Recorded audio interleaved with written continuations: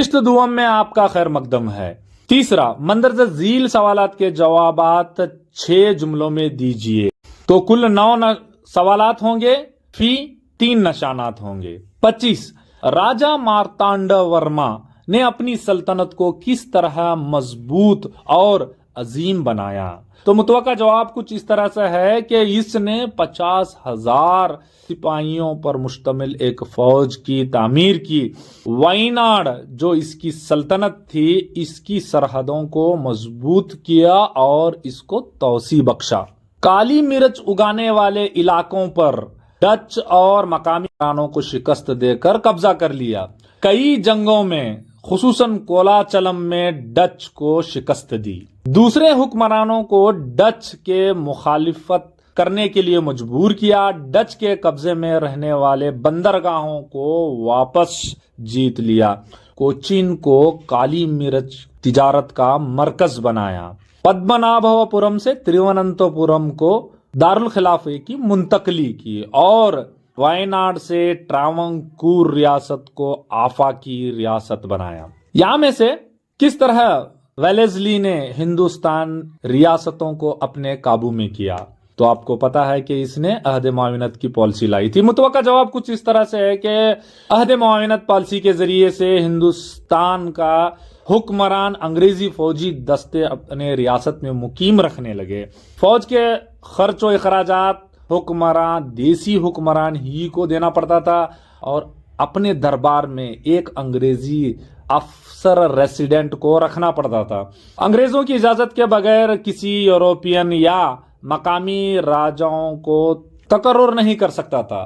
جنگ کرنا ہو تو انگریزوں کی اجازت ضروری تھی۔ اس کے بدلے انگریز اندرونی اور بیرونی حفاظت کا وعدہ کر رکھے تھے۔ 26، کرشن راجا وڈیئر چہرم کے کارنامے کون سے تھے؟ تو متوقع جواب کچھ اس طرح سے ہے کہ آپ نے میسور یونیورسٹی کا قیام کیا اور ریاست میسور میں کاویری ندی پر باندھ بنوایا۔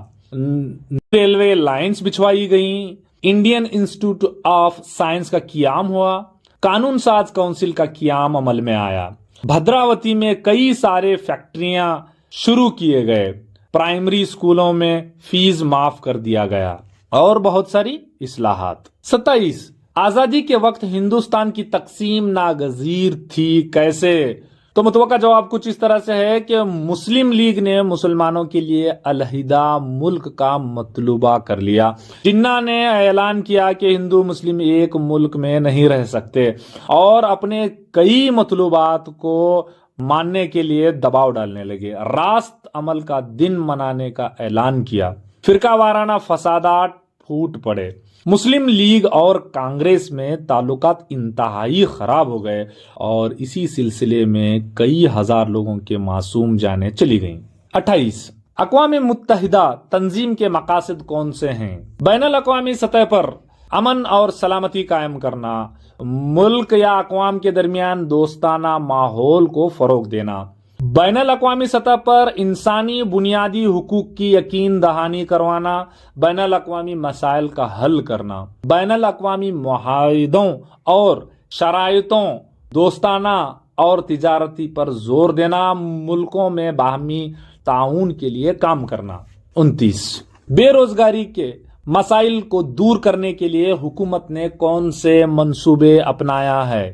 متوقع جواب کچھ اس طرح سے ہے کہ آبادی کی روک تھام، چھوٹی صنعتوں کو فروغ دینا، زرعی شعبوں میں ترقی و اصلاحات، صنعتوں کو فروغ دینا، تعلیمی اصلاحات کرنا، 5 سالہ مختصر اور طویل مدتی منصوبوں کو ترتیب دینا، دیہی ترقی کرنا، پیشہ ورانہ تعلیم کو فروغ دینا۔ 30، ہندوستان کی سرحدیں اور سرحدی پڑوسی ممالک کے متعلق لکھیے۔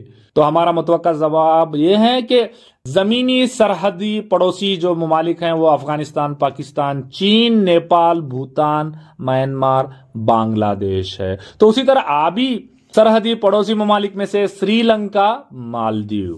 31، ہندوستان میں جنگلات کی حفاظت ضروری ہے، کیوں؟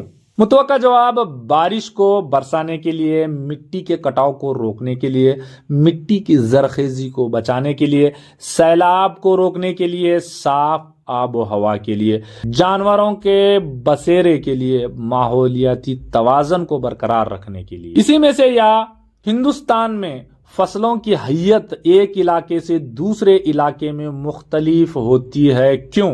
متوقع جواب: زمینی خصوصیات، آب و ہوا، مٹی، پانی کی دستیابی، معاشی عوامل، سماجی عوامل، قدرتی عوامل، انسانوں کا رجحان، زمین کا فروغ۔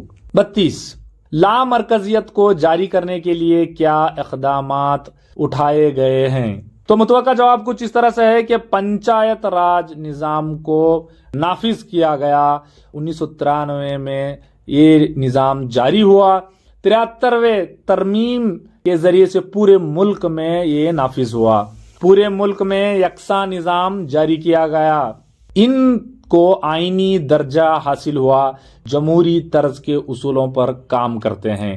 3 مرحلے پنچایتی نظام ہے: گرام پنچایت، تعلقہ پنچایت، ضلع پنچایت۔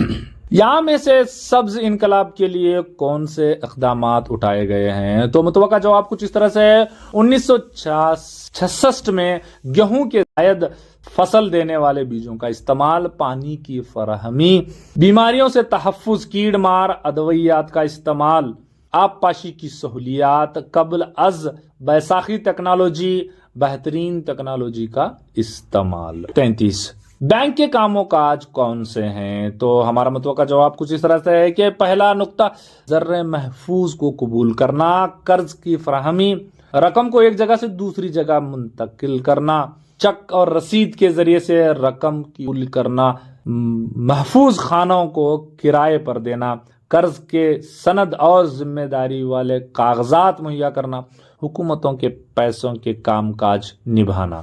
اسی میں سے یا باصلاحیت کاروباریت کے خصوصیات کیا ہیں؟ تو متوقع جواب کچھ اس طرح سے ہے: تخلیق کاری، فعال، باوقار، تنظیم کاری، جدت پسندی، مقاصد کے حصول، مسائل کا حل، قائدانہ صلاحیت۔ سوال نمبر 4، مندرجہ ذیل سوالات کے جوابات 8 سے 10 جملوں میں دیجئے۔ تو 4 سوالات ہوں گے، ہر ایک کے لیے 4 نشانات ہوں گے۔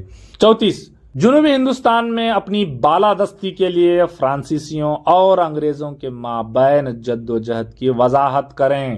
تو ہمارا جواب کچھ اس طرح سے ہے کہ جنوبی ہندوستان میں اپنے اقتدار کو مضبوط کرنے کے لیے ایک دوسرے سے مقابلہ کیا، سیاسی رسوخ کو بچانے کی کوششیں کی گئی، حیدرآباد اور کرناٹک کے صوبوں کی سیاسی کمزوریوں کا فائدہ اٹھانے کی کوشش کی گئی۔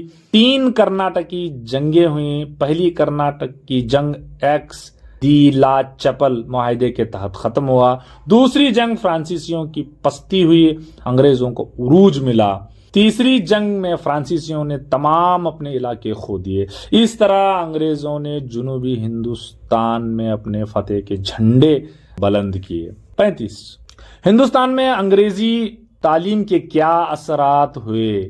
تو متوقع جواب کچھ اس طرح سے ہے کہ ہندوستان میں جدیدیت اور سیکولرزم کو فروغ ملا، جمہوریت اور قومیت کو فروغ ملا، اقلیت پسندی کو فروغ ملا، مقامی زبانوں میں ادب کو فروغ ملا، رسالے منظر عام پر آنے لگے، جدید سماجی اور مذہبی اصلاحی تحریکیں جنم لیے، جدت پسندی کو فروغ ملا، ہندوستانیوں کو اپنے تہذیب و تمدن سے واقفیت ملی، عقل مند ذہینوں کو پیدا کرنے لگے، دنیا میں ہونے والے تحریکات کا ہندوستانیوں پر بھی اثر ہونے لگا۔